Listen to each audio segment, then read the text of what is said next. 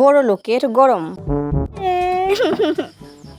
কি হয়েছে বেবি, তোমার কি হয়েছে? আর তুমি এভাবে গামলে কেন?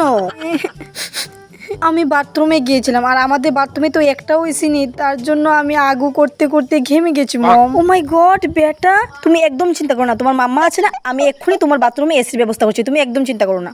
নো মম, শুধু বাথরুমে নয়, তুমি তো জানো মম যে তোমার বেবি কত হট। আমি না একদম গরম সহ্য করতে পারি না, তুমি প্লিজ বাড়ির কোনায় কোনায় সব জায়গায় এসির ব্যবস্থা করে দাও। সরি বেটা, আমি না একদম ভুলে গিয়েছিলাম যে আমার বেবি সত্যি তো অনেক হট। ঠিক আছে, তুমি একদম চিন্তা করো না, আমি বাড়ির কোনায় কোনায় সমস্ত জায়গায় এসির ব্যবস্থা করে দেবো। হ্যাঁ ও মম, তুমি তো জানো আমার স্কিনটা কতটা সেনসিটিভ, অল্প গরমেই আমার শরীরে লাল লাল রেশ পড়ে যায়। তাই বলছিলাম আমি যখন বাইরে যাব তখন আমার জন্য দুজন লোক রেখে দেবে, ওরা কন্টিনিউ আমাকে বাতাস করতে থাকবে। ওকে বেটা, আমি তোমার জন্য দুজন লোক রেখে দেবো। ওকে মম।